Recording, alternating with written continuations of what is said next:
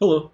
In this example, we're going to solve the system by hand using the elimination method and express the solution as an ordered pair. Okay, again, this is the first equation, this is the second equation. Notice that they're both in standard form, and just a reminder, standard form is ax plus by equals c. And I do have one more condition that I forgot to add previously. A, b, and c should all be integers if they are rational numbers.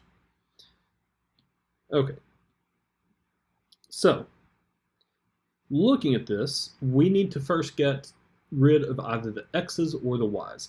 And in the previous one, I got rid of the x's, so just to show that we can get rid of the y's instead, let's go ahead and let's eliminate the y first here.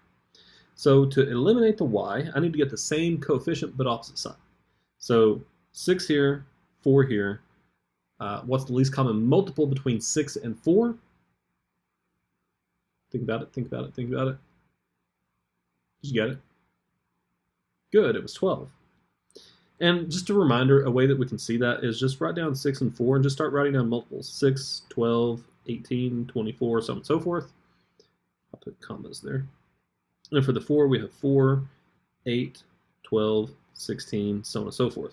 Notice that the one that's in common, that's the smallest between the two, is 12. That's the reason why 12 is the least common multiple between 6 and 4. Now, because this is 6 and this is 4 and neither of those are 12, that means that both equations are going to have to change.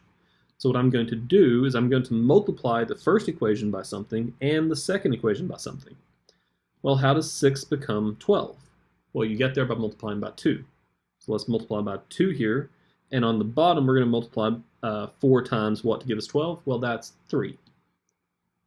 And now let's deal with the coefficient, or excuse me, the sign. So these are both negative, which means that one of them has to change.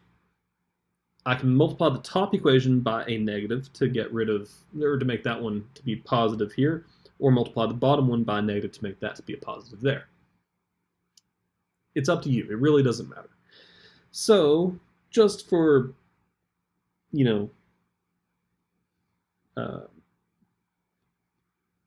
because I kind of want to, I don't know, just because we're going to do it to the top one. Now, I'm writing down -2 and 3 on both sides for each of these, but you don't really have to.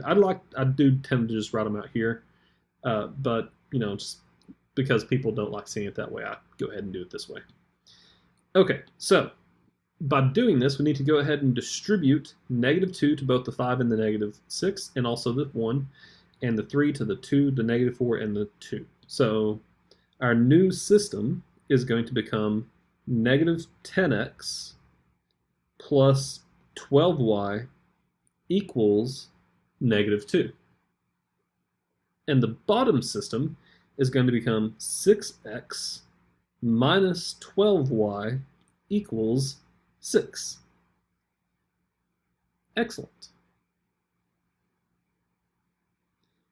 We just did what we wanted to do. We wanted to have the same coefficient, but opposite signs. It's exactly what we wanted.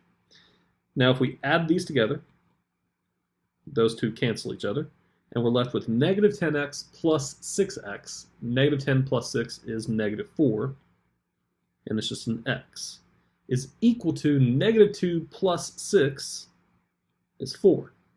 So we get -4x equals 4.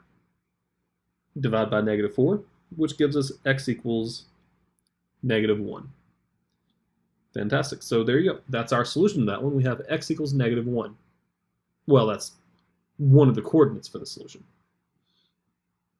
Now, let's take this and plug it into either the original first equation or the original second equation. It doesn't matter. Remember, you get to choose.